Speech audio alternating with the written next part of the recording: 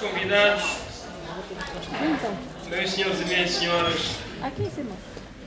agradecemos a vossa presença aqui no nosso anfiteatro e, na sequência, passaremos a apresentar a mesa do presídio. Temos o nosso ilustre Dr. João Dono, que é o diretor-geral adjunto para a área académica e pedagógica do IGS.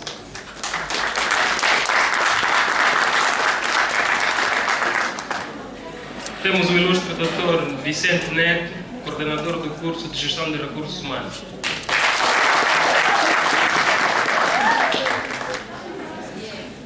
Faremos nesse momento a entoação do hino nacional da República de Angola por um coletivo de estudantes. Nunca mais esqueceremos os heróis de 4 de fevereiro. Oh, pátria, nós saudamos os teus filhos, tombados pela nossa independência.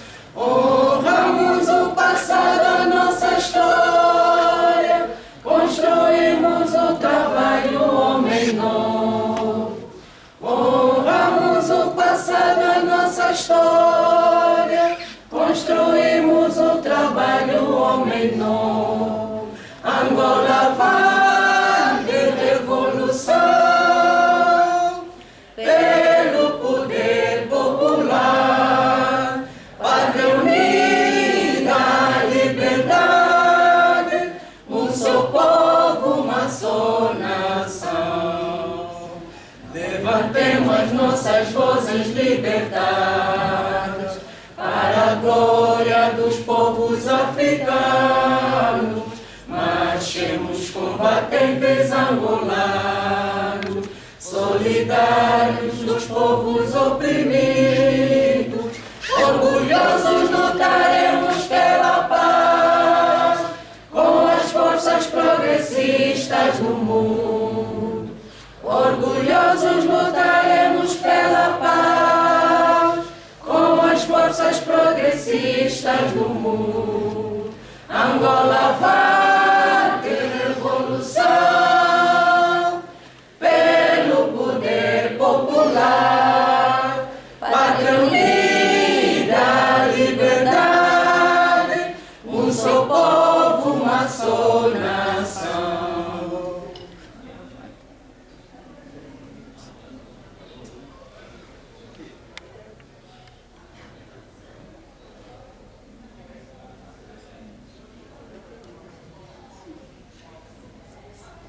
Muito obrigado. Neste momento faremos o convite ao nosso digníssimo Dr. João Dono para fazer a abertura deste evento.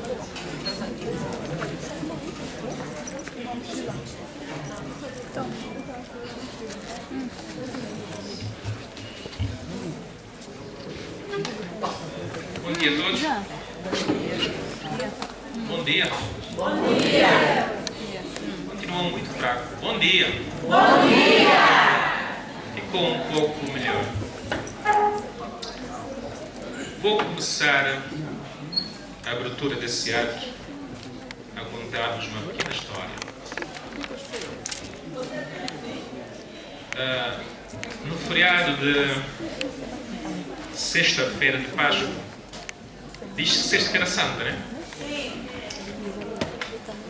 Fui a Luanda e quando cheguei lá tinha uma palestra para dar dia seguinte numa universidade em Luanda. Seria sábado, logo às 8 da manhã. Disse, se calhar vou lá e não vou encontrar ninguém porque hoje é sábado, a seguir um feriado. Amanhã será domingo. Quem é que está disposto para ir ouvir-me um dia como hoje, no sábado?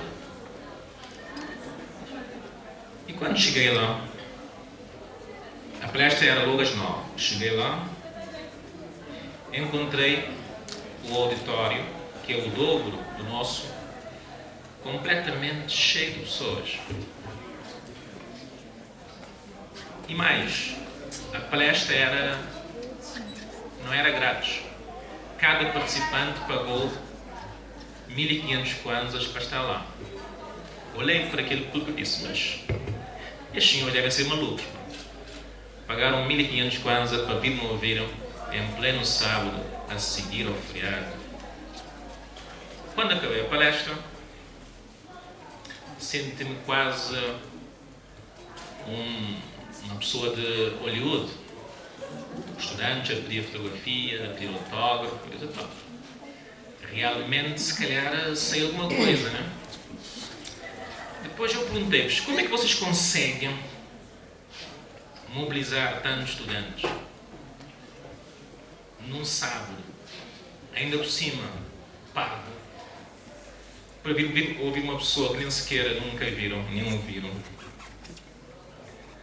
Quando aí, na instituição onde sou diretor adjunto, quando tenho uma palestra, tenho que correr atrás de estudantes, implorar para encher a sala. Sabe qual é a resposta que ele me deu? Ele disse, olha, é simples. Nós somos de Luanda, eles são da província. A resposta deixou-me, por momentos, ofendido. Porque também vivo aqui. Mas às vezes dou por mim a pensar, por que as coisas são tão centralizadas em Luanda? Por que a maior parte dos governantes vivem em Luanda? Por que as pessoas mais sucedidas de Angola vivem em Luanda? O que é que falta para mudar isso? Isso está relacionado com o tema que vamos falar há pouco, a questão da autonomia das autarquias locais, da famosa implementação faseada ou não. Mas o futuro depende muito daquilo que nós plantamos das nossas opções. A vida é feita de opções. Nós não podemos reclamar do futuro se a opção por nós tomada foi aquela. Mas também entendo-vos esse vosso comportamento quando os vossos docentes não participam também na atividade do Instituto, né? Se olhar para essa sala, quem aqui que está nessa sala é docente? Quem aqui que está nessa sala é professor do GES? Levanta a mão por cima, por favor. Coloca-se de pé. Os docentes do GES. Peço que os docentes do GES fiquem de pé. Todos. Ok. Deve ter aqui 3, 4, 5 ou 6 docentes, né? Interessante. Já agora, uma salva de palmas para os senhores, por favor. Sentem-se. Quando os docentes não vêm participar numa atividade organizada pela direção, em que o palestrante, o chefe deles, e digo mesmo chefe, estão a dizer duas coisas. Ou não são docentes e por isso não estão interessados, ou então não têm qualquer respeito pelo chefe e acham que o chefe é um grande idiota incompetente da para toda. Vou ponderar entre essas duas opções qual é que corresponde à verdade. Seja como for, por vezes é necessário. Sabem qual é a diferença entre ser líder e ser chefe? Sabem, né? E devemos ser chefe ou devemos ser líder? Líder. Andam a vos mentir. Na nossa cultura africana, pela nossa postura, ainda devemos ser chefe. Quem vos disse o contrário vai vos levar ao fracasso total. E vão ver que na próxima atividade a sala será cheia de docentes. Porque já não serei líder, serei chefe. Quando querem que uma coisa aconteça, sejam chefe, não sejam líderes. Conselho de amigo. Meus senhores, vamos então dar sequência ao nosso trabalho. Daqui a pouco voltarei para falarmos sobre autarquias locais. Agradeço a vossa presença e volto a frisar-vos uma coisa. quando nos apelidam de provincianos e dizem que são de Luandas, isto tem a ver um pouco com a nossa atitude. Então vamos hoje demonstrar que realmente podemos também fazer diferente, falar de coisas diferentes. Muito obrigado e até já. Obrigado. Bom dia outra vez. Bom dia. Como já anunciaram, somos estudantes de estamos em Recursos Humanos, 4º ano, e vamos cantar uma música intitulada Achei o IGS. Eu espero que possam gostar. Se calhar algum de vocês já ouviu a música meu nome.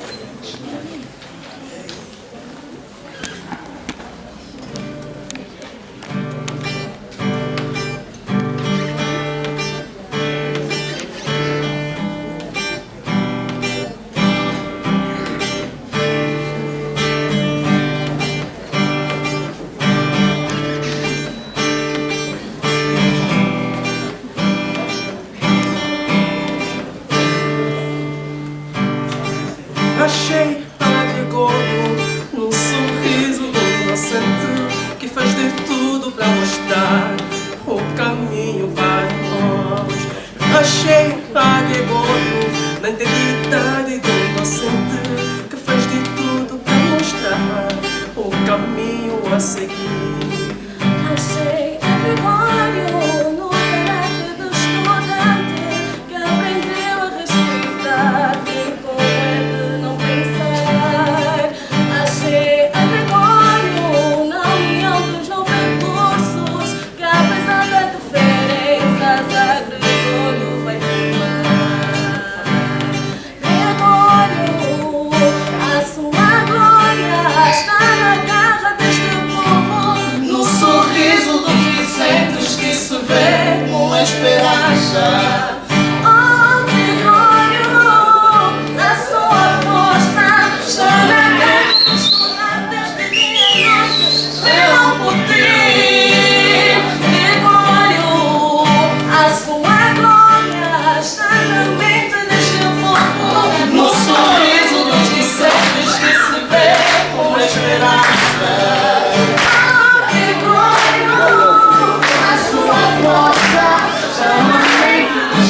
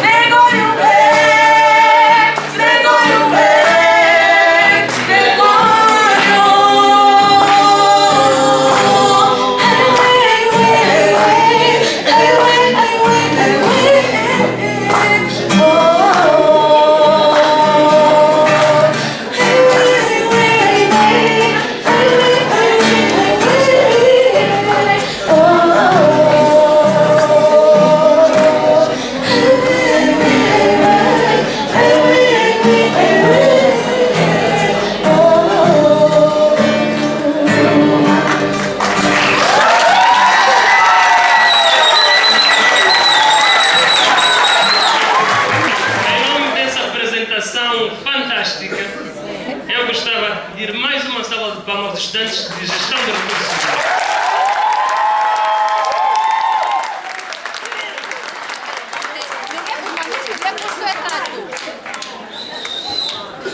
Pronto, sem mais delongas, nós temos um assunto muito pertinente, de domínio de todos, e nada melhor do que um profissional na área para elucidar as dúvidas que temos. Toda a gente já ouviu falar de autarquias, acredito que muitos desejam, auguram ser autarcas em 2020, então é preciso saber os meandros, quem pode, quem não pode, a situação do gradualismo. Então, por isso, chamamos aqui o nosso querido Dr. João Dono para fazer alguma apresentação minuciosa em torno das autarquias. Depois da apresentação vai dar-se o momento de questões. Então, Dr. João Dono.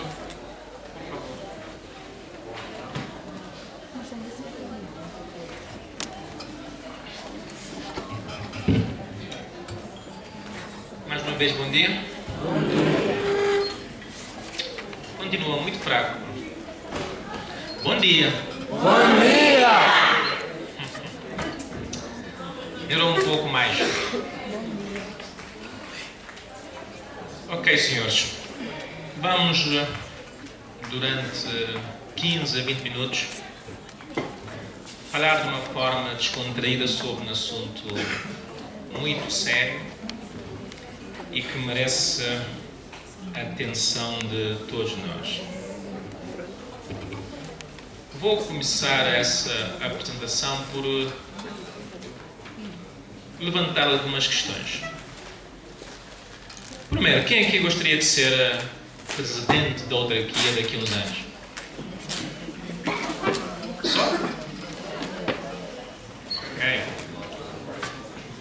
Mas, acham que a vida dos angolanos em Angola vai estar melhor com as autarquias? Ou é apenas mais um nome? É apenas mais um nome? Não. Ok. Isso chama... Qual é o nome desse instrumento aqui? Microfone, é? Se eu chamar esse instrumento de rádio, vou ouvir agora aqui rádio mais? Não. Quer dizer que não são nomes que alteram a essência das coisas. Concordam comigo? Ok. O que vai acontecer, primeira coisa, teremos o que até agora era chamado de municípios, serão chamados de autarquias locais. Correto? Estamos de acordo, não é? Sim. O que é que muda nisso? Só mudou o nome até agora. Em vez de administradores, nós teremos presidente de autarquia. O que é que mudou até agora? Continua a ser apenas nome. Ok. Então vamos falar do que é que mudará na essência, para depois no fim concluirmos, na nossa opinião, se isso mudará ou não a Angola e a vida dos angolanos. Como é que é indicado e eleito neste momento o administrador? É nomeado pelo governador, correto? E também é destituído a qualquer momento pelo governador. Correto, né? Vem aí a primeira diferença. O presidente da autarquia vai ser eleito pela população daquela autarquia. Tomemos como exemplo a nossa cidade.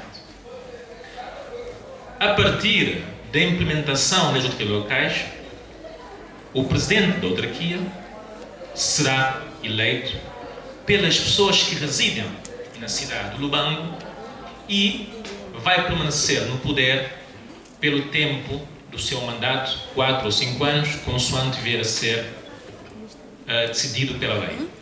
Isso muda alguma coisa? Muda? Muda ou não? Os senhores tiveram alguma influência na nomeação do atual administrador? E se não estiverem satisfeitos com ele, conseguem tirá-lo de lá? Com as autarquias, nós conseguimos nomear os presidentes das autarquias e, passado algum tempo, não estando satisfeitos, podemos proceder, podemos votar numa outra pessoa. Isto é, ele fica dependente da vontade do povo e ele terá que cumprir as promessas que fizer durante o ato eleitoral. Esse sistema parece-nos mais democrático. Concordam? Ok. Quer dizer que um primeiro ganho é que aumenta o nível de democracia e dá mais vontade e dá mais poder à população. E acreditamos que isso é um grande ganho. Correto? Ok. Mas isso mudará a nossa vida se a pessoa que nós vemos a eleger for uma pessoa com um pouco de domínio de matéria, for uma pessoa sem competência e se for uma pessoa um pouco, digamos, mais ligada à corrupção? Vai mudar a nossa vida?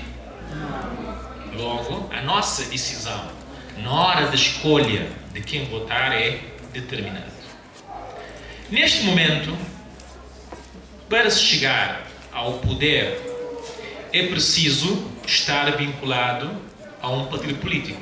Isto é, são candidatos, quem propõe os candidatos são os partidos políticos. A autarquia traz uma terceira forma. Isto é, eu posso ser candidato como candidato do partido A, B, C ou D, ou posso ser candidato de um grupo independente, sem qualquer ligação ao partido. Isto é, nós aqui nessa sala, que não estamos satisfeitos com A ou com B, ou que não queremos envolver na política, podemos organizar um grupo e apresentar a nossa candidatura. Isto é, um terceiro ganho é que aumenta o nível da participação das pessoas, independentemente da sua filiação partidária ou não, e permite que alguém sem qualquer laço ao poder, sem qualquer laço ao partido, possa ser presidente da autarquia local. O que quer dizer que, teoricamente, em teoria, qualquer angolano com mais de 18 anos de idade poderá ou tem hipótese de vir a ser presidente de autarquia. Como é que nós elegemos o presidente da República? Votamos numa lista de deputados da Assembleia e o cabeça de lista é o Presidente da República. Não é assim? Para a eleição para a autarquia local, o sistema é semelhante, só que funciona a nível de um território. O que quer dizer que os partidos ou o grupo de pessoas apresentam a candidatura para a Assembleia da Autarquia. Isto é, tal como temos deputados a níveis nacionais, nós passaremos também a ter deputados que representam interesses daquele território. E a lista mais votada, o cabeça de lista vai ser presidente da autarquia.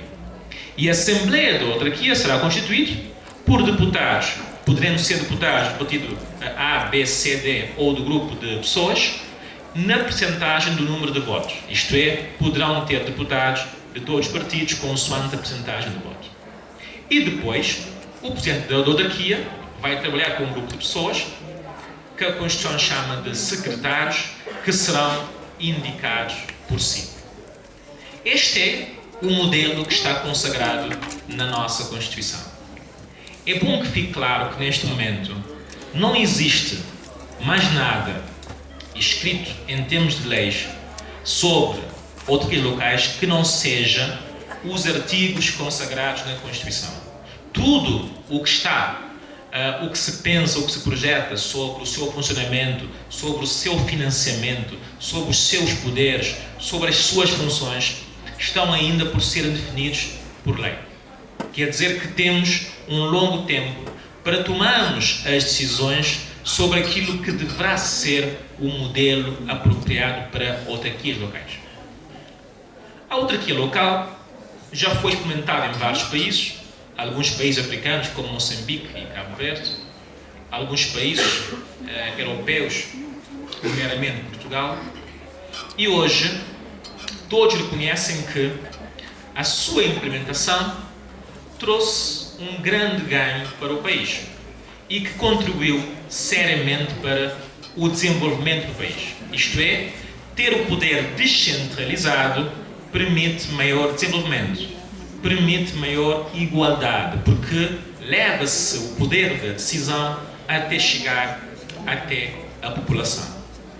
Isto é, teoricamente, é o melhor modelo, mas não quer dizer que na prática, em todos os municípios, venha a ser um sucesso.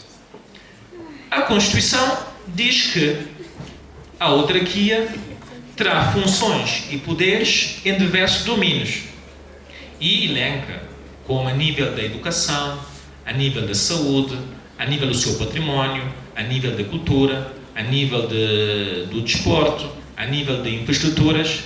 Isto é, se nós olharmos para a cidade de Lubango, neste momento, tudo aquilo que diz respeito ao Lubango, às pessoas do Lubango, será função ou será responsabilidade do presidente da autarquia do Lubango. A forma de repartição do património entre o governo central e o poder local ainda está e será objeto de regulação na lei.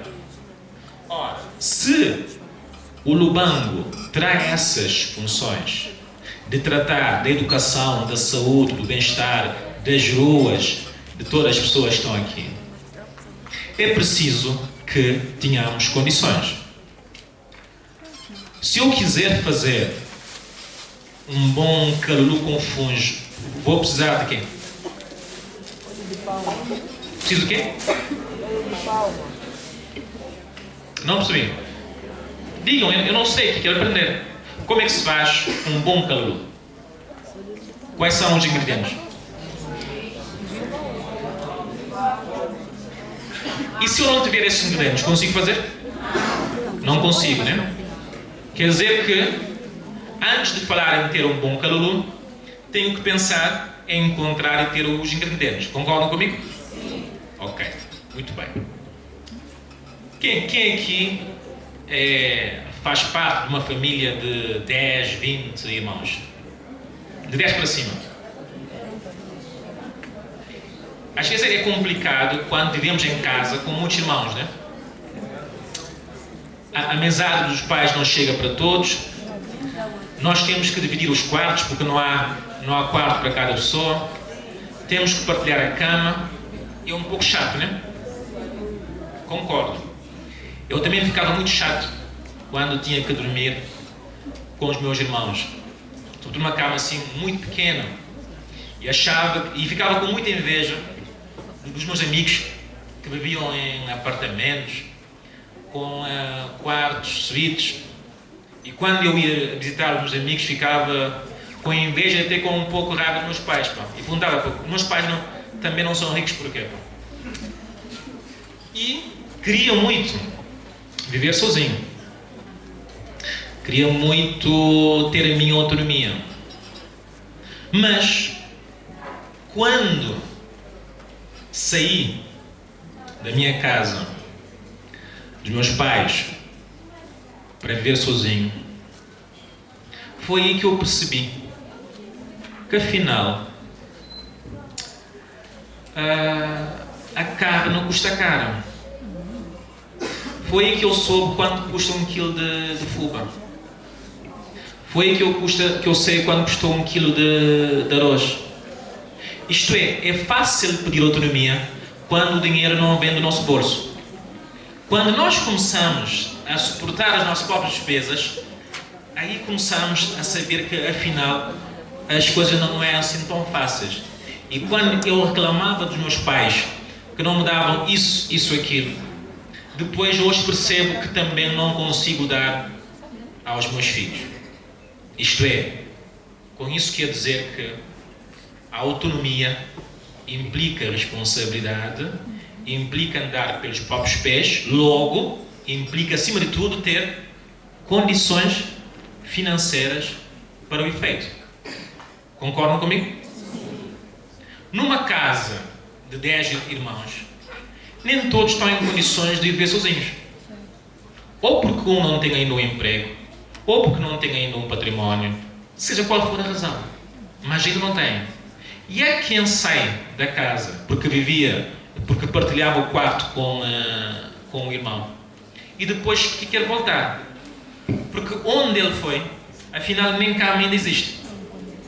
Tem que dormir no colchão e suportar esse frio.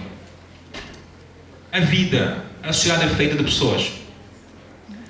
O bairro é um somatório das nossas casas, das nossas famílias.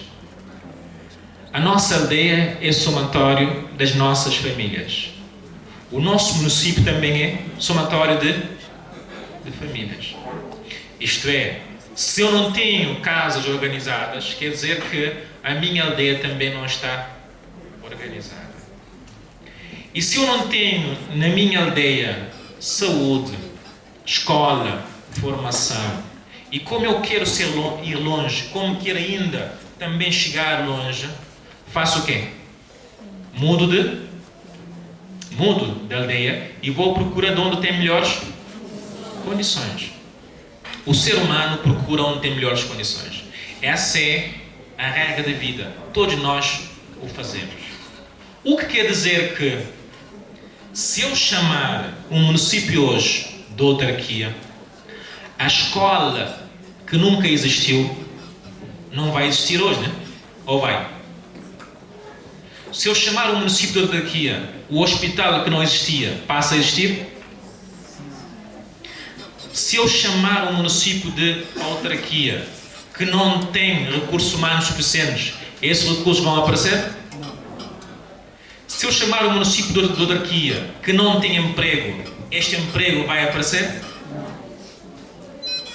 Logo, é claro que a transformação do município em autarquia só mudará a vida de cada um de nós se tiver as condições para andar com os seus próprios pés, se tiver condições de cumprir aquelas funções que estão previstas na Constituição, se tiver condições de garantir saúde à sua população, se tiver condições de dar educação à sua população, se tiver condições de dar emprego à sua população. Sabem que anualmente em Portugal e vários países europeus muitas escolas são fechadas.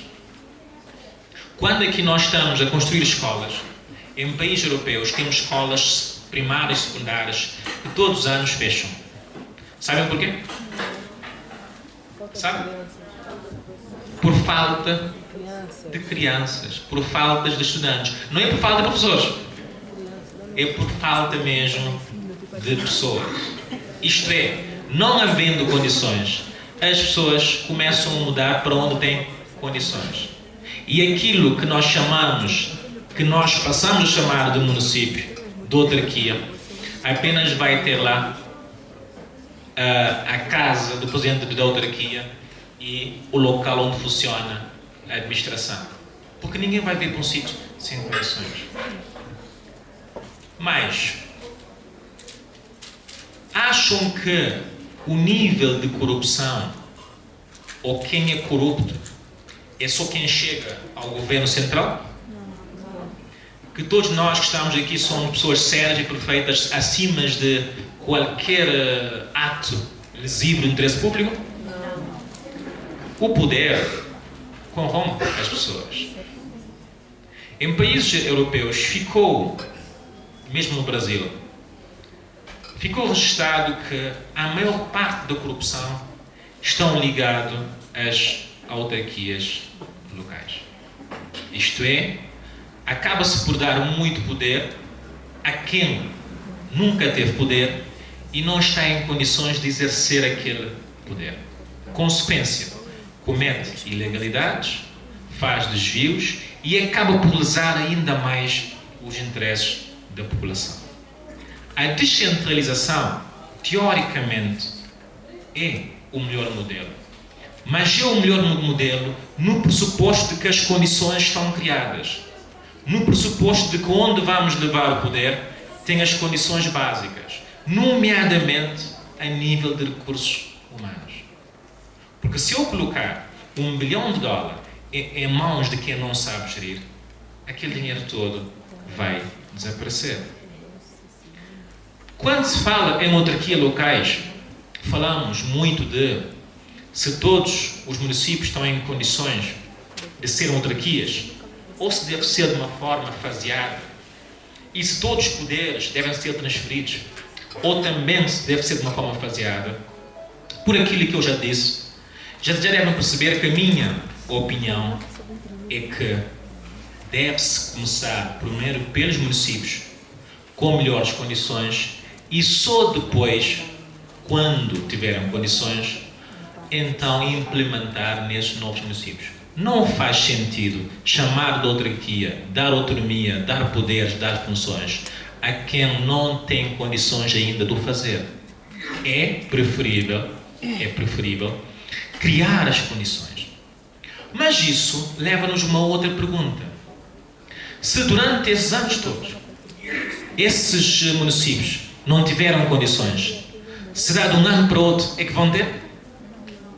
Será daqui até 2020 é que de repente haverá essa transformação radical? O dinheiro que nunca tivemos vai agora aparecer nessa fase? Isso também leva-nos a concluir que nós não devemos ter a pretensão de pensar que todos os municípios devem ser necessariamente autarquias locais. Na minha humilde opinião, alguns municípios devem ser extintos e serem agrupados em outros municípios de maior dimensão e com melhores condições.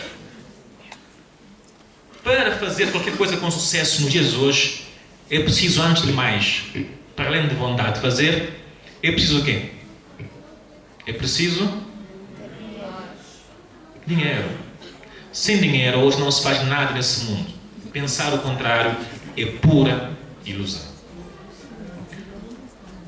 Eu ainda não ouvi, nessas discussões, o orçamento da implementação das autarquias locais. Isto é, quando é que vai custar ao país e ao bolso de cada angolano a transformação do município em autarquia local. Não se esqueçam que criar a autarquia local e dar um novo estatuto também implica criar mais condições, correto? Implica ter mais casas naquele município, implica ter mais V8, quem sabe mais Lexus, implica ter mais salário por pagar. Isto é, isso tem custo, não basta vontade. E talvez o dinheiro total para essa implementação poderá ajudar em criação de algumas condições para que o município realmente venha a ser uma autarquia, mas uma autarquia no verdadeiro sentido e não só uma autarquia em papel.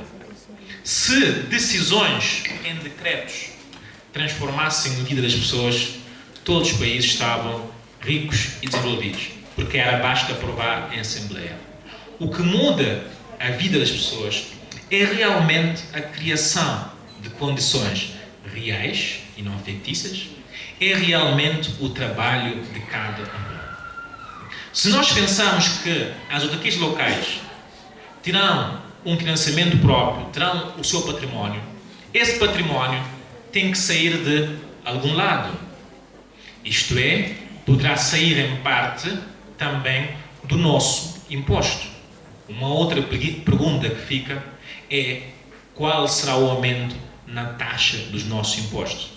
Qual será o imposto que será criado para as autarquias locais?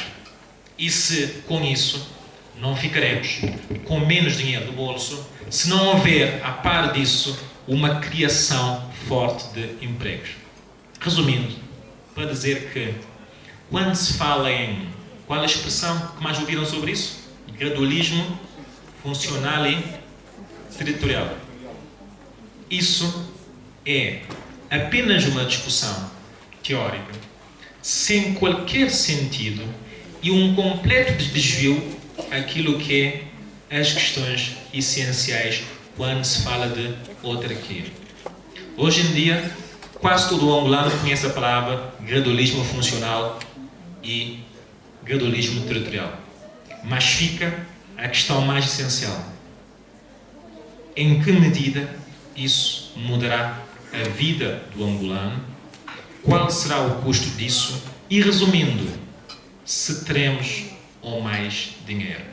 Essa é a questão central. Porque se não vai melhorar a nossa vida, se não teremos mais dinheiro, se não teremos mais emprego, não adianta mudar o nome do município para autarquia.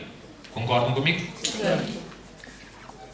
Interessa mudar se for acompanhado de criação das condições para isso.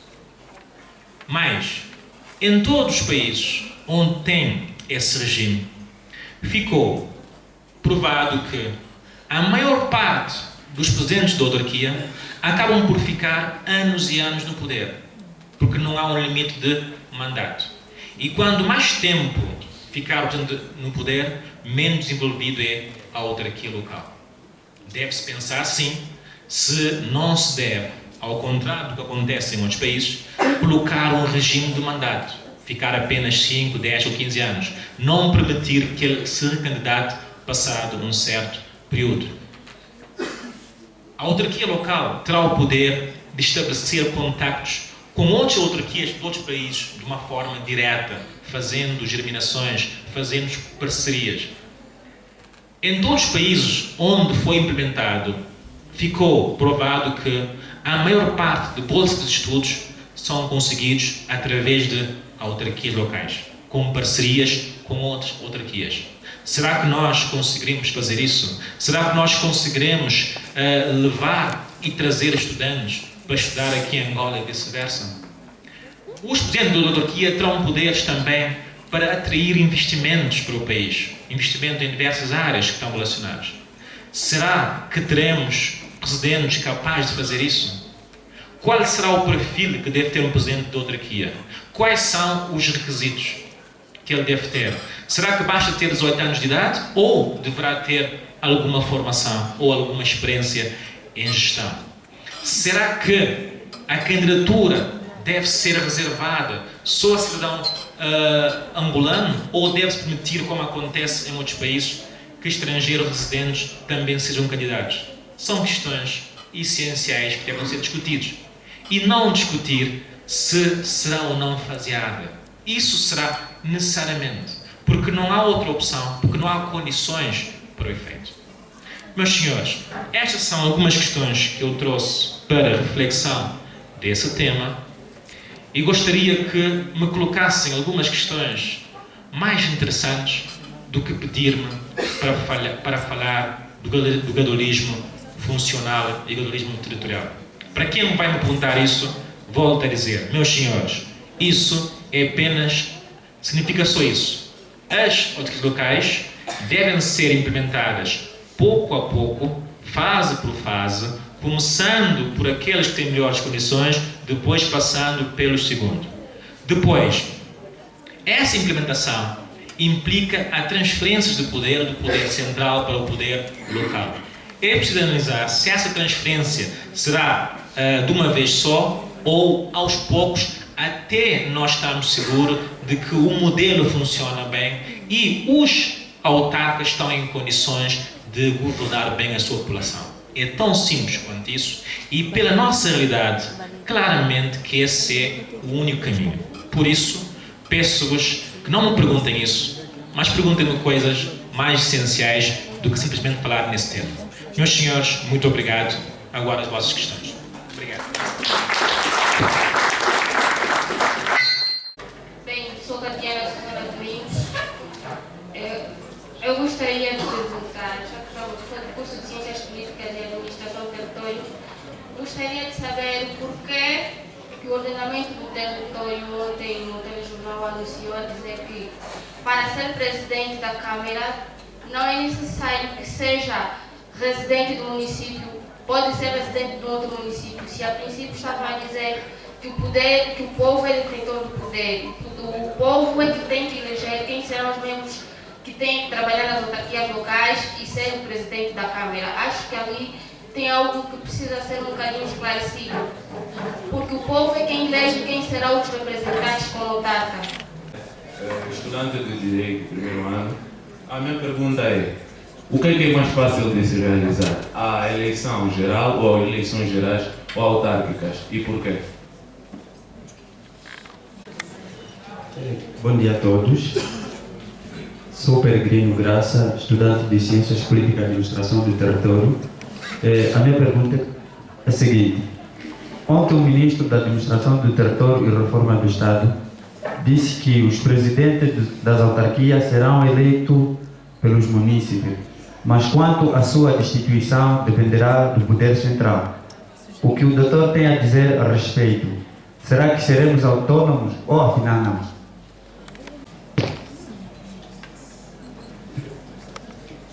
Ok, muito obrigado. Eu fiquei atento à apresentação do tema. É uma questão que aqui me chamou a atenção quando se dizia que a autonomia implica ter condições financeiras para o efeito. Isso dentro das autarquias.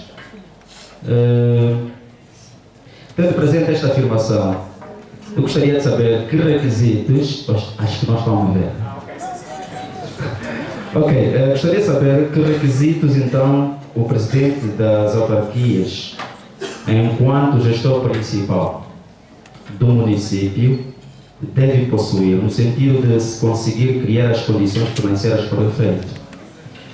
Ou seja, quais são as qualidades, digamos assim, e as competências que o gestor municipal, o autarca, então deve possuir. A outra questão tem a ver com, embora o doutor pediu para não lhe fazer uma questão com relação a essa, mas eu não fiquei satisfeito, infelizmente, porque eu assisti a última palestra que cá tivemos, falou sobre alguma coisa sobre autarquias também, aqui mesmo, nesta sala. E o doutor dizia que alguns partidos na oposição políticos defendem de que aqueles municípios mais desenvolvidos, no seu orçamento, ou seja, no seu valor que arrecadam, ou que arrecadarão, neste caso, por intermédio de pagamento de impostos dos municípios, poderão tirar alguma percentagem para ajudar aqueles municípios menos desenvolvidos. Ele deu o exemplo do município de Urbão, que é mais desenvolvido, em relação ao município da Cacoa, que esteve presente, acho que. Pronto, e então gostaria de saber como então será possível não tocarmos no gradualismo se temos dentro da nossa sociedade alguns que defendem essa questão e outros que defendem outras, no caso. Para não se alongar, gostaria de aqui terminar. Muito obrigado. Ok. Vou tentar, de uma forma geral, responder às questões. São muito parecidas. Alguém perguntou-me que foi dito que pode ser candidato uma pessoa que reside em outro município. Bom, primeiro chamar a atenção para aquilo que eu já disse há pouco, de que o que nós temos neste momento em termos de leis é ainda só o que está consagrado na Constituição. Isto é, as leis estão a ser aprovadas, estão a ser discutidas para depois a sua aprovação na Assembleia Nacional. Portanto, tudo o que se pode dizer agora são apenas opiniões, são apenas posições. A lei é que determinará o que é que vai acontecer. Sobre a opção de ser residente ou não, nós temos aqui duas opções. O primeiro é, por exemplo, colocar na lei de que só pode ser candidato à autarquia de Lubango quem vive no Lubango há pelo menos X anos. Mas também nós temos pessoas que nasceram e cresceram no Lubango e que neste momento estão a residir em outras províncias e que também poderão querer candidatar-se às autarquias locais. O que quer dizer que, quando se fala aqui na palavra residente, que supostamente permite referir às pessoas que estão a viver no momento no Lubango, sendo nacionais e estrangeiros, depois a lei vai especificar claramente quais são as condições, quanto tempo é que tem que estar na província para que ele seja eleito. Não ouvi a declaração do ministro, mas acredito que o que ele terá dito poderá não ser bem isso, porque acredito que essa questão ainda será discutida e dependerá da vontade que for aprovada na Assembleia e é uma questão ainda em aberto. Referiu alguém também que foi dito que a eleição do presidente depende da população, mas a sua distribuição depende do poder central, é isso? Também acredito, embora não tenha ouvido a declaração, mas que não foi exatamente isso que foi dito.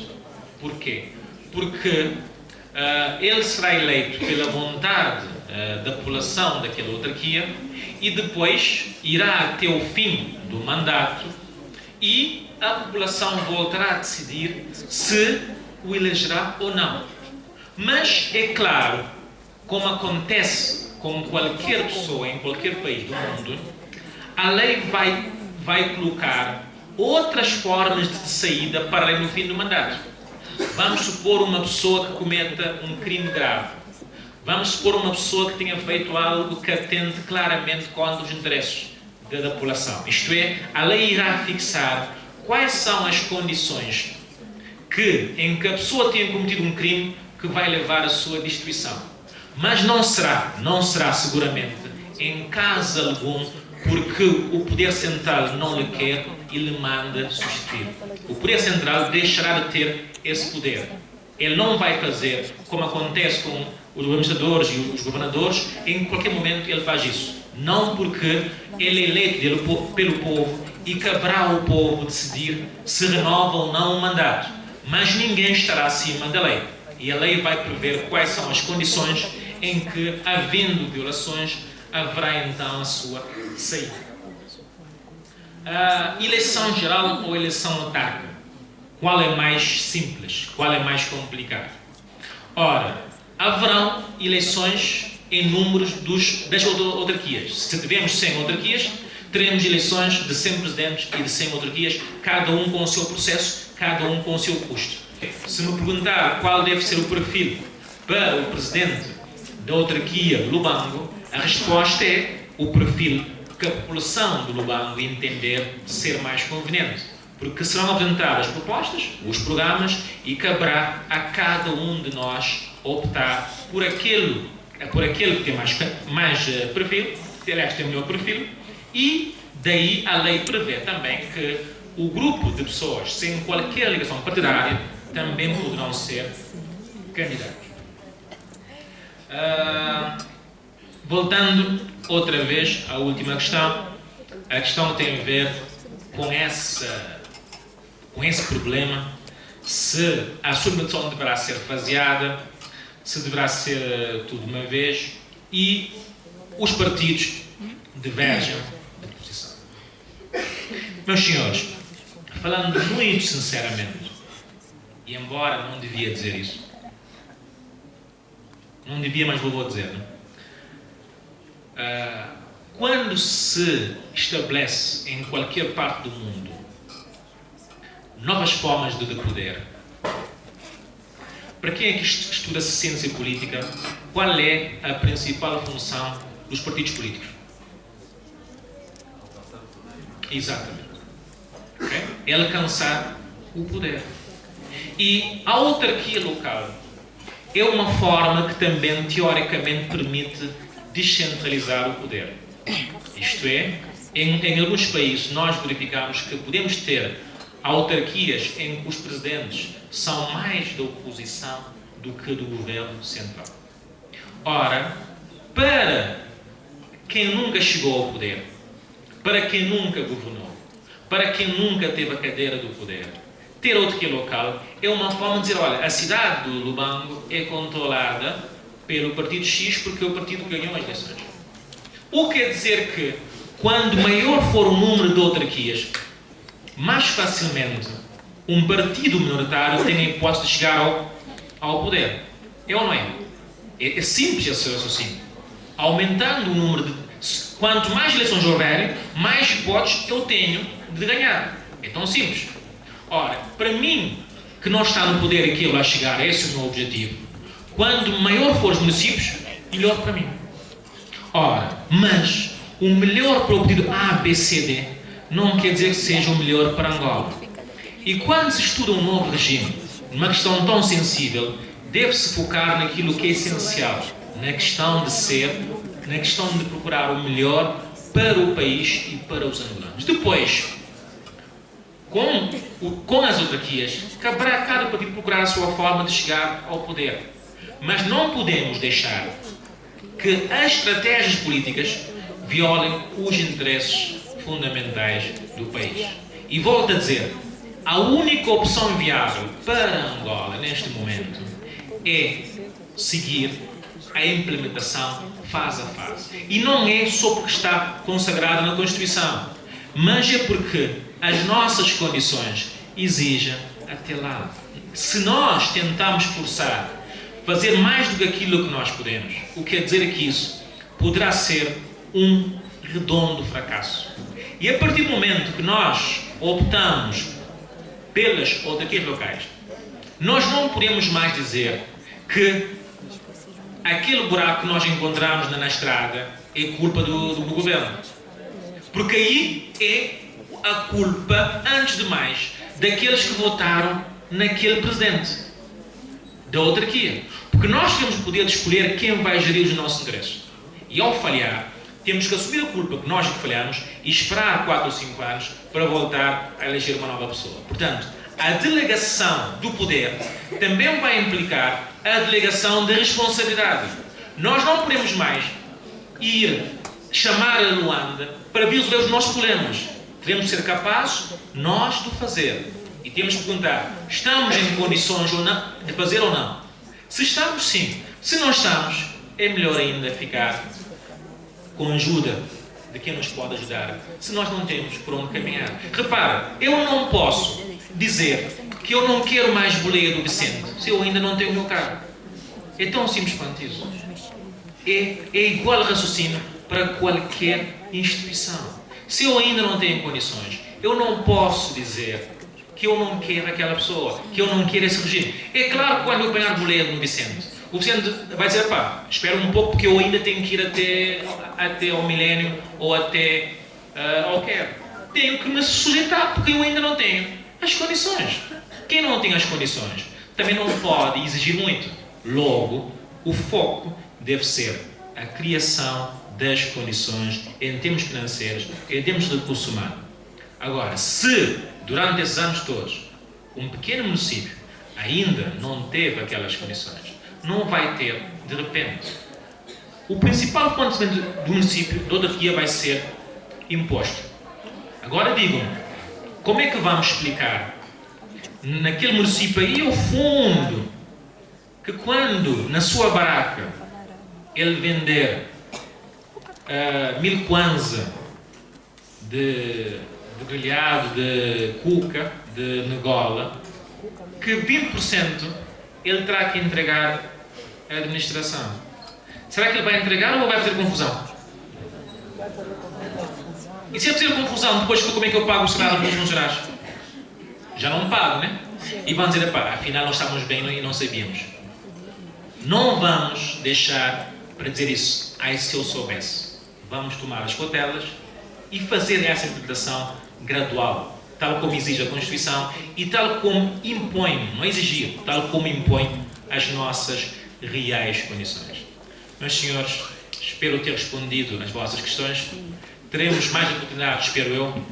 Para já agradeço a vossa presença e fico muito feliz de ver pela primeira vez essa sala tão cheia com cadeiras pelo meio.